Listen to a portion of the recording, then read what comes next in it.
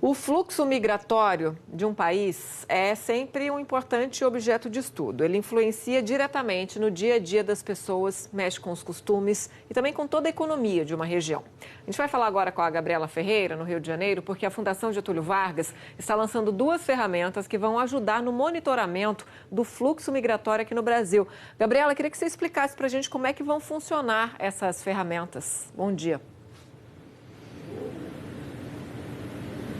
Oi, Raquel, bom dia para você, para a Aline, para todo mundo que está acompanhando a Globo News. Pois é, a Fundação Getúlio Vargas lançou essa plataforma e ela permite a gente observar esse movimento migratório no Brasil, a saída de brasileiros e também a entrada de estrangeiros aqui no país, além de observar os impactos econômicos desses movimentos. Eu vou só trazer alguns dados antes da gente conversar com o diretor da FGV-DAP, porque é o seguinte, os dados nacionais mostram que tem mais brasileiros saindo do país do que estrangeiros chegando por aqui. Os dados da Polícia Federal mostram que os países que contam com maior número de solicitantes de refúgio aqui no Brasil são Haiti, Venezuela, Cuba, Angola e Síria. E uma dessas ferramentas lançadas pela FGV hoje também permite a gente fazer uma simulação também dos fluxos migratórios e os impactos econômicos. E uma dessas simulações mostrou o seguinte, que quanto maior o número de imigrantes qualificados aqui no país, isso pode interferir também no crescimento do PIB, numa melhora da economia. Sobre isso a gente vai falar com o Marco Aurélio Rudiger, diretor da FGV-DAP. Marco Aurélio, bom dia para você. De que maneira, então, que a imigração pode contribuir para uma melhora da economia brasileira?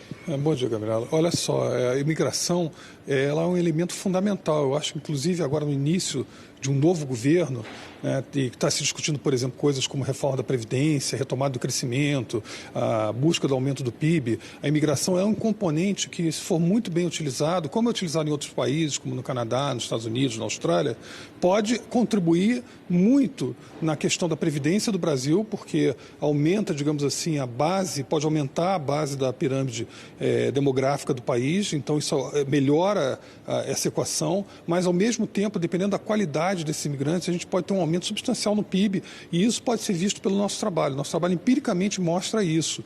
Então, eu acho que é um dado fundamental que tem que ser muito bem pensado pela área de economia, por exemplo, do governo e incorporar esse tipo de estratégia no Brasil. Hoje o Brasil tem boas políticas públicas para receber esse imigrante? Olha, hoje a gente tem uma política interessante, mas ela é fundamentalmente de direitos humanos, que é uma coisa importante para que o país faça, mas o país tem que ter uma política mais ampla, mais sofisticada, digamos assim. Então, interessa para a gente trazer engenheiros, interessa para a gente trazer médicos, interessa para a gente trazer professores, a gente está vendo isso agora, interessa para a gente também trazer pessoas qualificadas, por exemplo, cozinheiros e pessoas com alguma formação.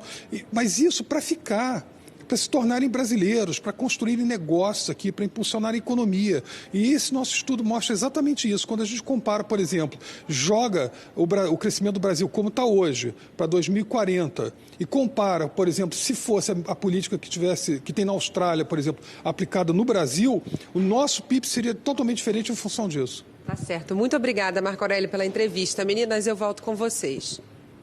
Muito legal essa ferramenta, tá aí, Gabi, é para usar agora, né? Valeu.